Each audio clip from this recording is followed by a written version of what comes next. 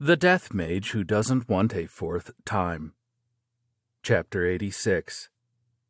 The Eclipse King's Orchard. Dealing with immigration had gone better than expected, so Vandaloo decided to clear the dungeon in the Immortal Ent Forest and inspect his skills earlier than he had planned. "I'm going to follow you this time," Darcia exclaimed. "I was so lonely, but, Vandaloo, I think it's too early for you to become independent of me." "I mean, you were still asleep when I got back, weren't you, Mom?" Darcia, who was a weak spirit, spent most of her time sleeping in the small bone fragment that she inhabited. It just so happened that she had been sleeping when Vandaloo returned. However, he did think that it might have been for the best for Darcia not to be present at the time.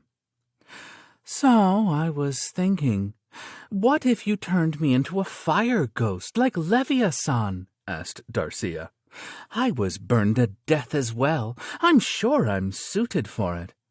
"Wait, I've acquired a way to create homunculi, so wait just a little more," Vandaloo told her. "But if I become a ghost, I can help you and always be with you, Vandaloo," she said. "I'm begging you, please, wait just a little longer," said Vandaloo.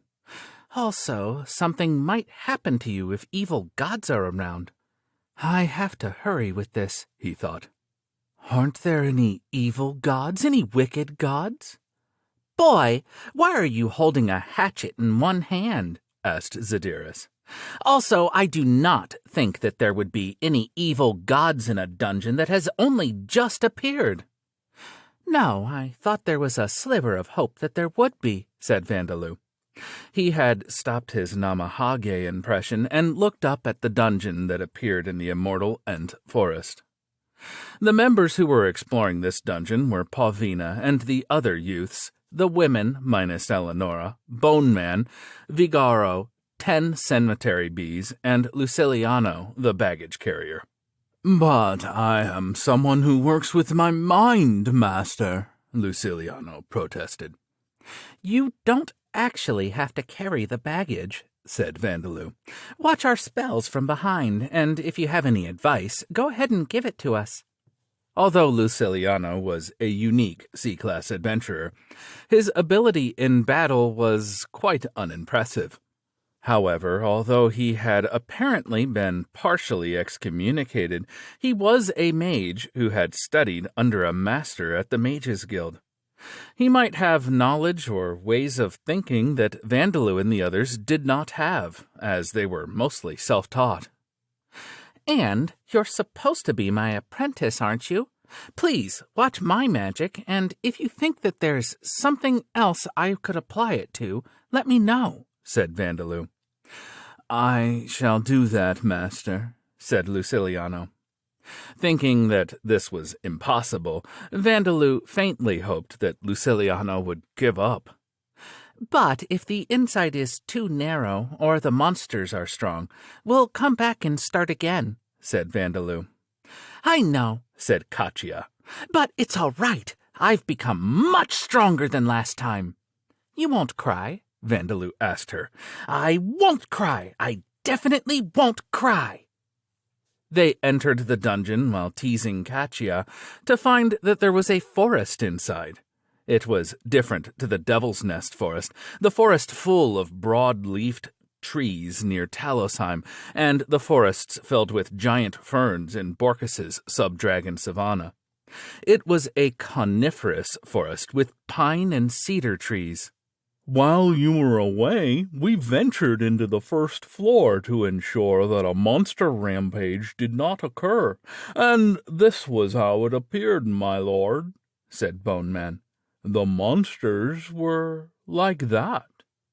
Bone Man was pointing at an enormous, brightly colored mushroom that completely destroyed the feeling of this place being a coniferous forest, a rank 3 poison mushroom. They looked like giant mushrooms with limbs, but despite their charming appearance, they were vicious monsters that attacked living things and killed them, leaving spores on their corpses in order to reproduce. There were 3 of them standing there. "They're standing up," said Vandaloo. "At this distance, they're within range of bows and arrows, but why are those monsters just standing there?" Bestia asked. "Perhaps it's because there are so many of us that they are on guard now," Darcia suggested. "No, they would run if that were the case," said Zadiris. "Well, I suppose we should try and attack them." Bestia, Zadiris, and Kachia cast their spells to try attacking them. All of them were spells intended to test the waters, so none of them had much power. The poison mushrooms remained motionless and took the attacks from the front. They were cut by blades of wind, and the fragrant smell of burning mushrooms drifted into the air. "They're not moving," Vandaloo remarked. How eerie," said Zadiris. "This is how the monsters have been," said Bone Man. "Incidentally, I also defeated 4 of them with my bow and arrows." "I threw my axe to defeat a few of them as well," said Vigaro. "They were different monsters to these ones, though." "So, you defeated them. There's something that I'm curious about, so please try defeating those poison mushrooms," said Vandaloo. "Very well, leave it to me." Zadiris, who was holding the staff that Vandaloo had taken from the mansion of the Mages Guild guildmaster, used the Blade of Light spell to defeat the poison mushrooms in the blink of an eye. Vandaloo looked at the defeated person-shaped mushrooms for a while before tilting his head in confusion. "Those poison mushrooms have no souls," he said. "I wonder why." "Indeed, I can't see them," said Darcia. "Isn't that because they're plants?" Bilde asked. "Even plants have souls, Bilde," Vandaloo told her. He didn't know about other worlds, but plants in Lambda had souls. To be more precise, a soul resided in every living thing.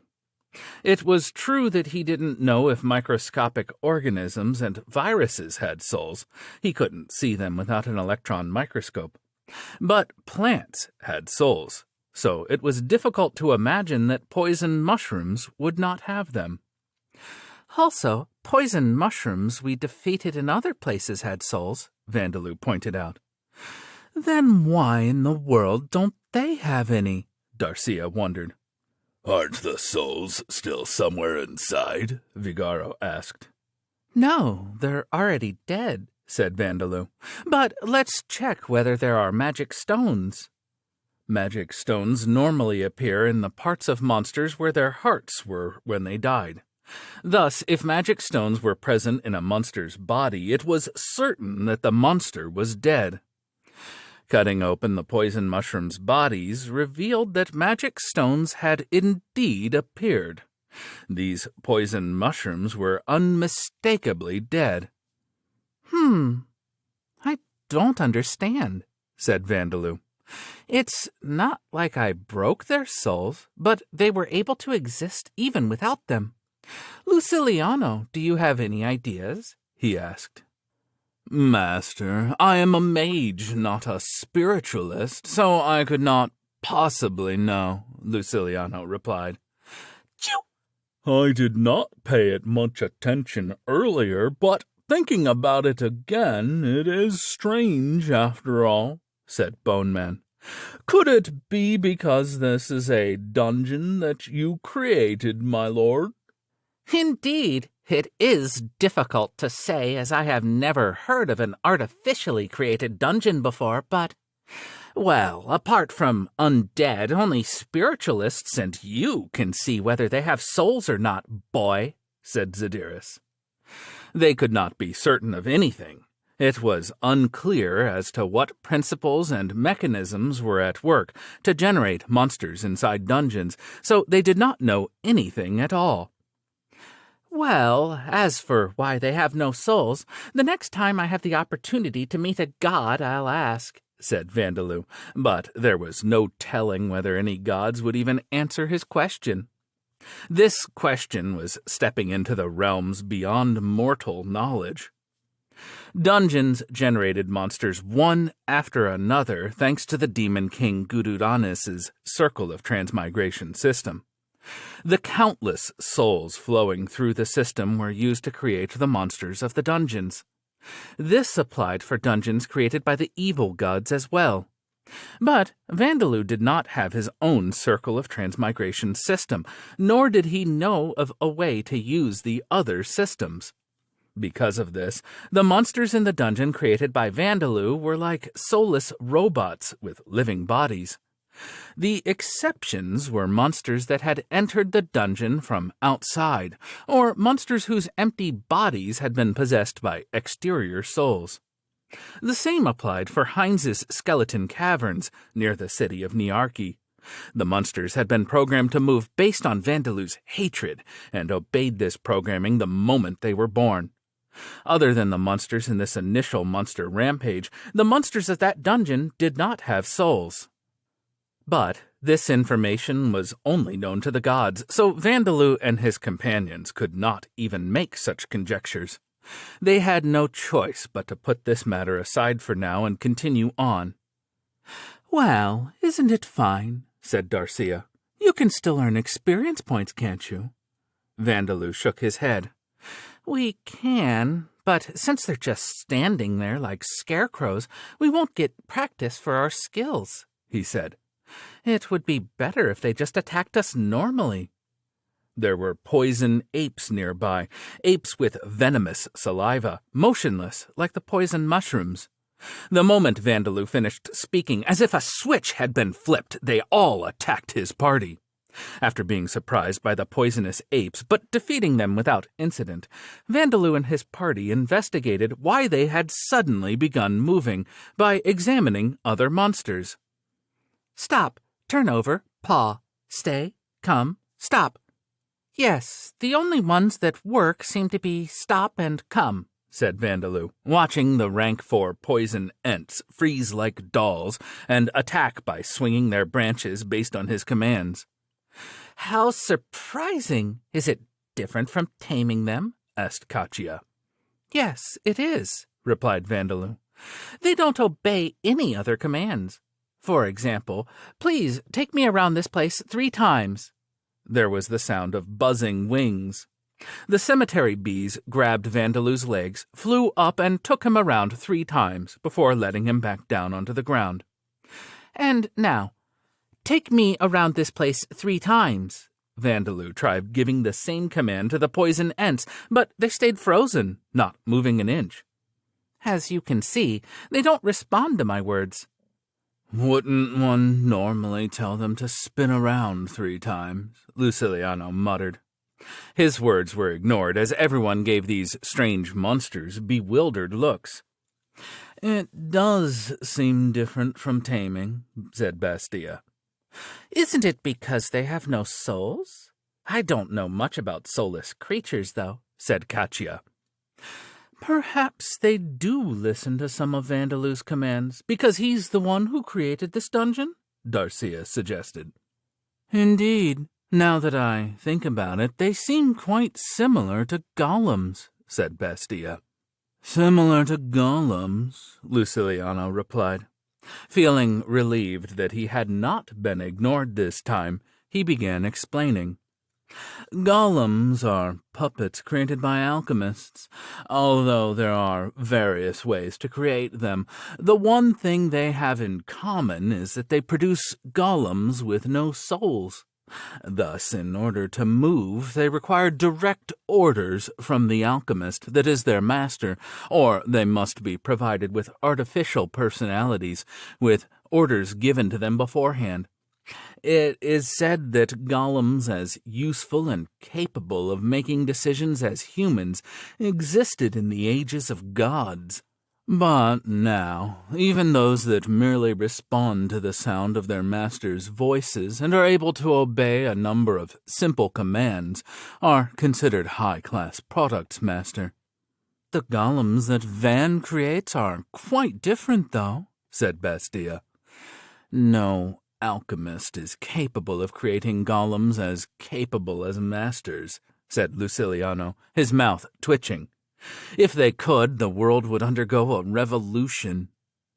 After coming to Talosheim and seeing the golem surveillance network and golem factories that used golems in place of machines, Luciliano had experienced several occasions of shock that nullified his previous knowledge. Luciliano had become Vandalu's apprentice after admiring the way he had used the many beautiful, fearsome ghosts to cast a spell to cave in a 500-meter-tall, rocky mountain without any incantation. But not even a few days had passed since coming to Talosheim, and he had already seen numerous things that overturned the concepts that mages took for granted. He didn't even want to count them anymore. Leaving that revolution aside, it does seem that the reason the monsters are behaving so strangely is the fact that they have no souls, said Luciliano. Vandalu, who didn't have a good idea of these concepts that mages took for granted, simply accepted this explanation and nodded. He also decided to cut down these poison ants with his claws for now. They won't make good training like this, so I'll have them attack us normally, he said. From then on, the monsters attacked the party normally, like monsters in any other dungeon. Vandalu did not know how it worked, but all of the monsters seemed to be this way, even as they moved down the floors, so it was likely that all of the monsters in the entire dungeon would be like this. Later on, we'll have to check whether the monsters still behave like this when Vandalu isn't here, said Vigaro. You are right, Zadiris agreed. If we need the boy to give them orders every time, they will not make for good training. You can gather materials and experience points safely, so why would you go out of your way to make it more difficult? Luciliano wondered.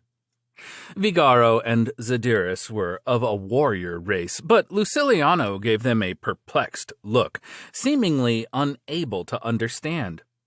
Dungeons where monsters of rank 4 and greater could be hunted?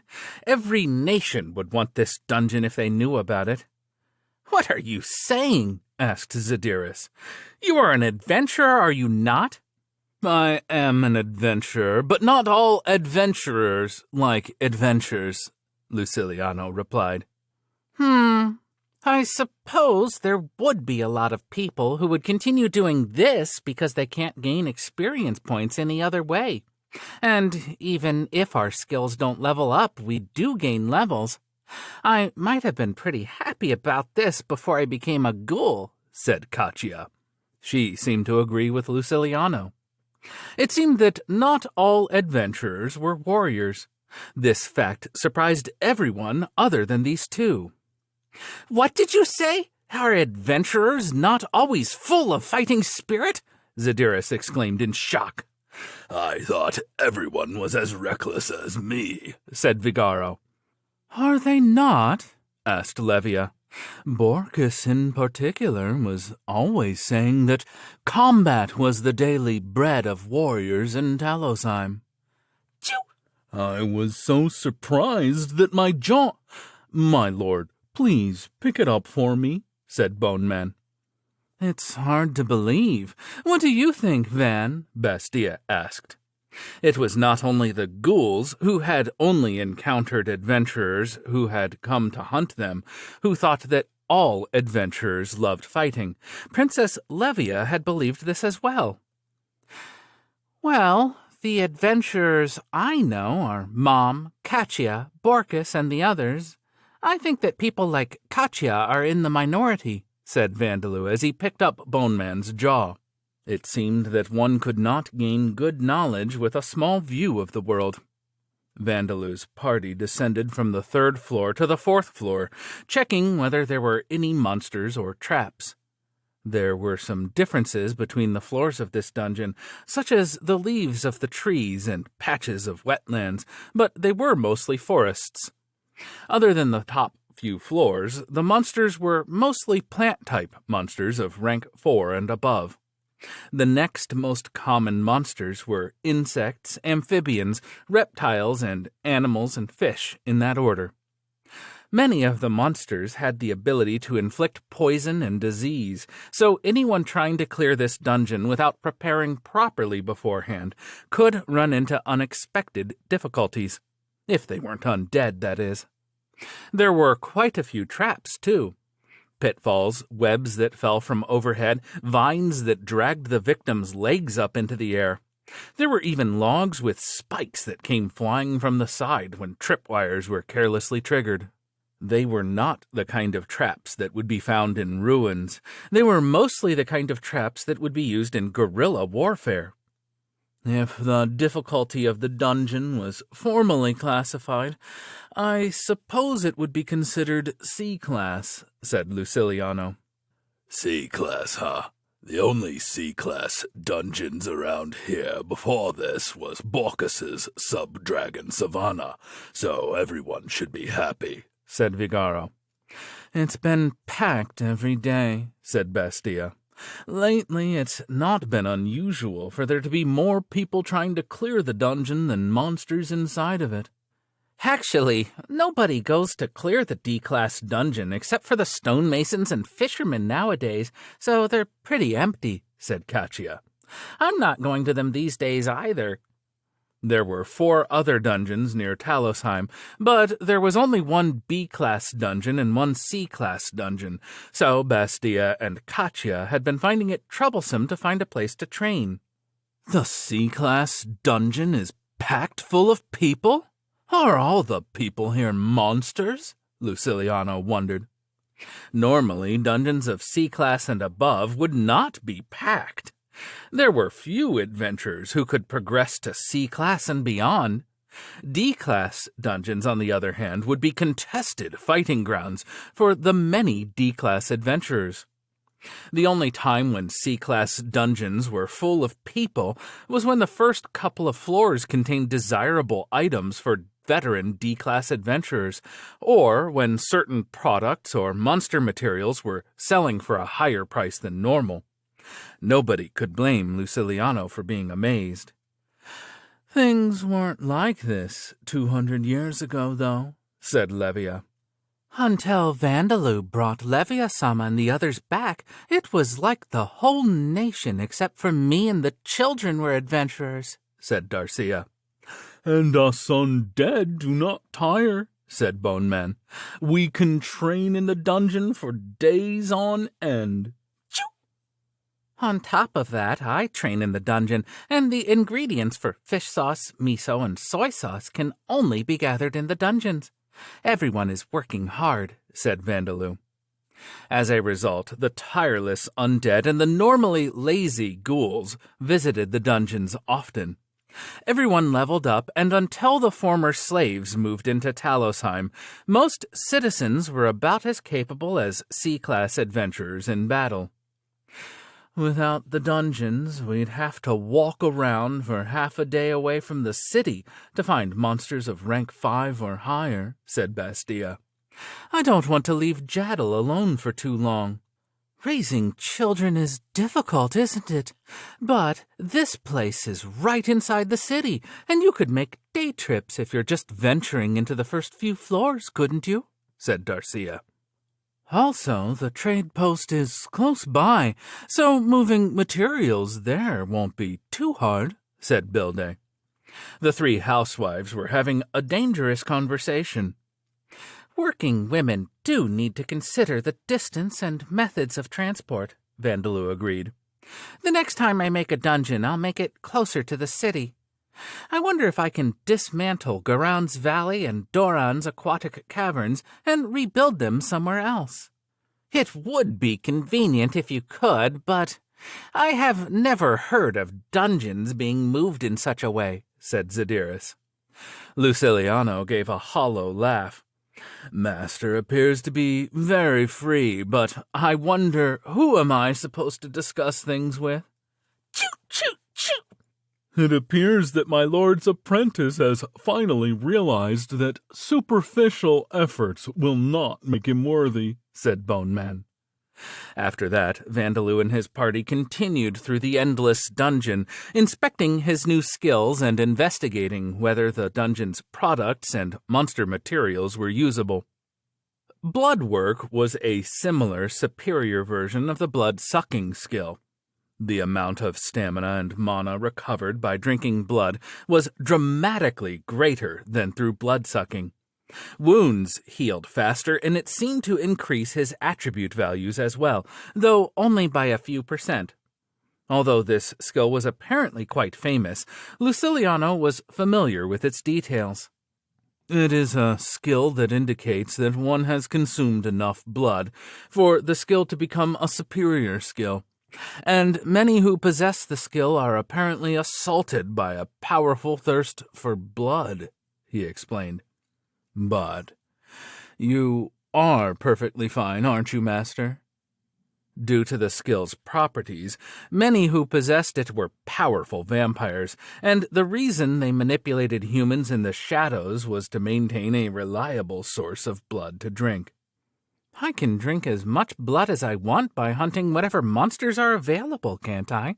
Asked Vandaloo. The thirst for blood was not something that he had been avoiding. Although he would have had a tough time on Earth or in Origin, Lambda was full of threats. There were always monsters to hunt.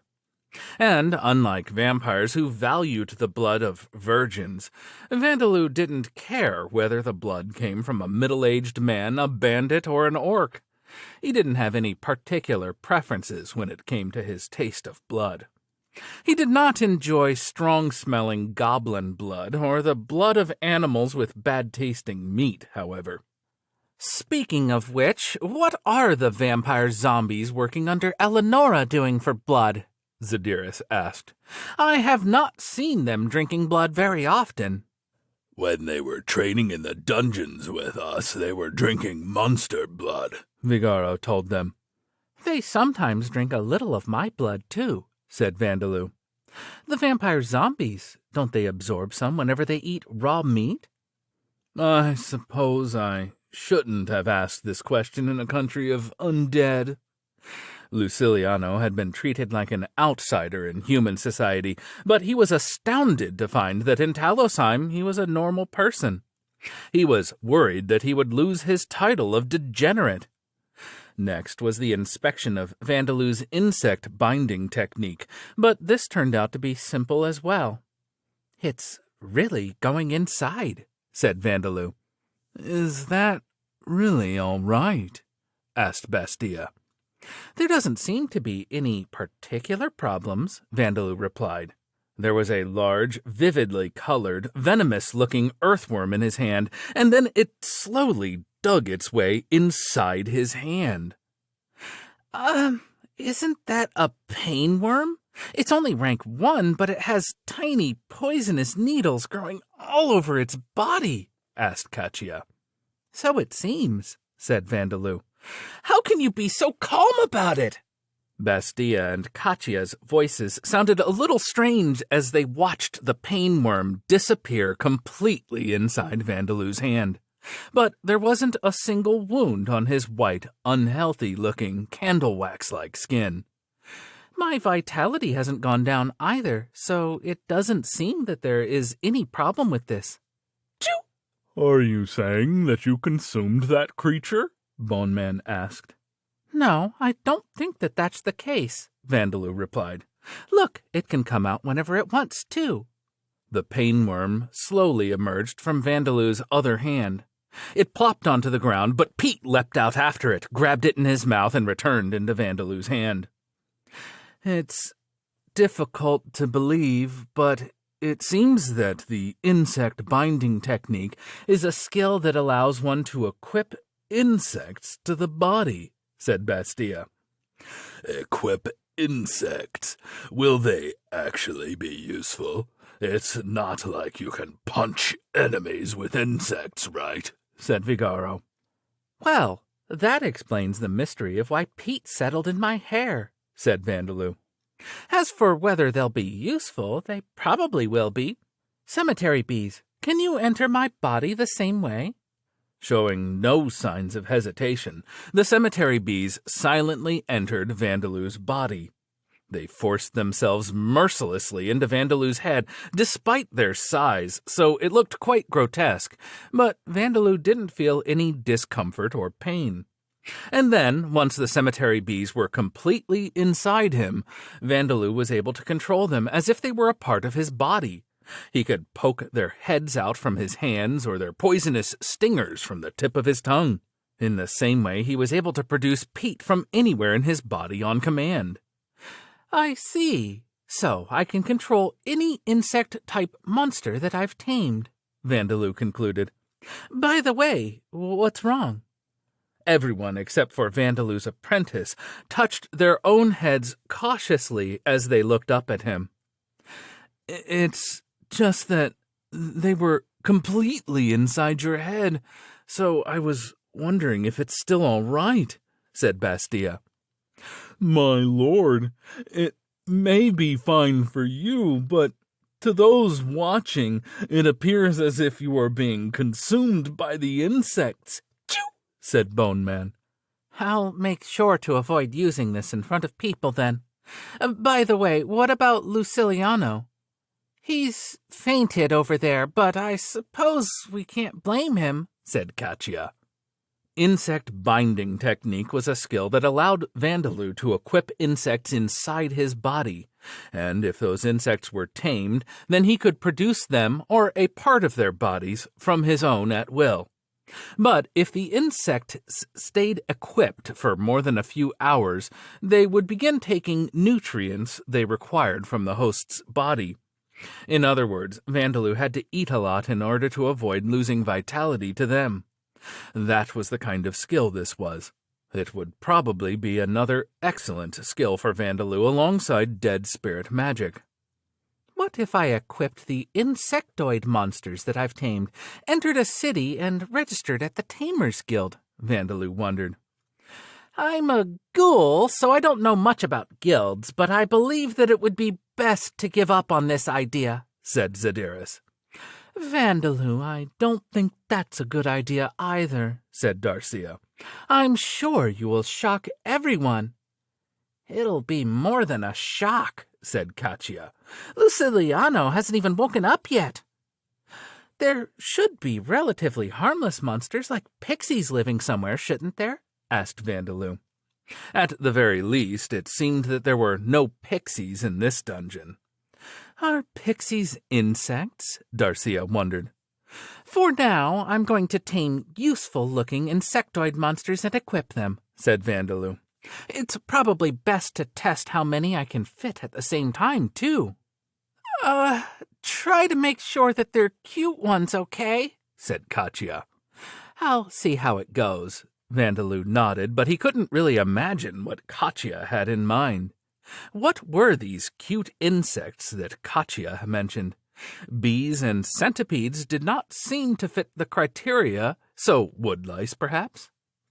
The focus of this expedition was the inspection of the Labyrinth construction skill, but not all of its details could be seen immediately. As Vandalu examined this skill, more new effects revealed themselves.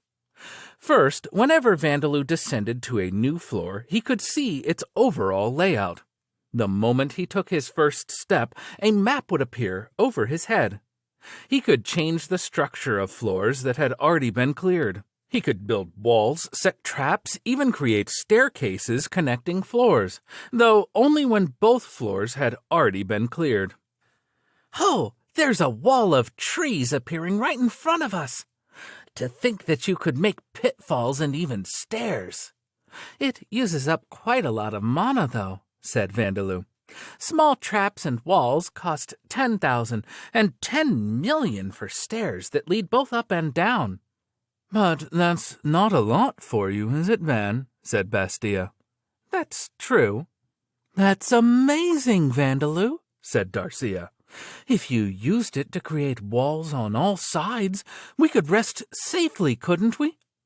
Depending on their layout, the walls of any dungeon could be made of trees, cliffs, stones, bricks, unidentified metals, or even like the internal organs of an enormous creature. But the thing that they all had in common was that their structure could not be altered artificially. The cliffs of Garon's valley and the minerals of Doran's aquatic caverns could be temporarily broken and chipped, but they would return to normal after a few days at most. Even disarmed traps would be replaced, although it was a mystery as to who set them. If this were not the case, high-class dungeons would collapse during battles, and between high-rank monsters and the mighty adventurers challenging them, so perhaps it was only natural that they had self-repairing functions. Building additional walls or setting traps was impossible, so it was certainly difficult to bring the materials to do so in a dungeon. But even if one did take the effort to do these things, they would be destroyed by monsters or would simply disappear eventually. Even in dungeons that were like labyrinths with stone walls, monsters would not destroy the walls unless they happened to hit them during battle. But they would destroy any artificially built walls without hesitation. Even if monsters did not destroy them, they would be identified as foreign objects, and the dungeon's self-repair function would cause them to disappear, as if they were damage caused to the dungeon. Even though Vandaloo could use his golem transmutation skill to mine rocks and minerals, he could not make large changes to the structures of dungeons. However, the walls made by Labyrinth construction changed the dungeon itself, so it was highly likely that they would stay there. Monsters destroyed the walls you made with golem transmutation, but they simply avoided and passed by the walls you made with Labyrinth creation, said Darcia. Truly amazing, Your Majesty, said Levia. If you use this skill in other dungeons, there's no telling how much easier everyone's lives will become. No, it's not really that big of a deal, said Vandaloo, feeling shy about being praised. But the great discovery came after this. It seemed that Vandaloo and those with him could teleport freely to any cleared floor in the dungeon. From the 23rd floor to the first floor, from the first floor to the 17th floor, whether it was the mid-boss's floor or the dungeon's deepest floor where the boss was, they could go anywhere except for the dungeon's treasure chamber.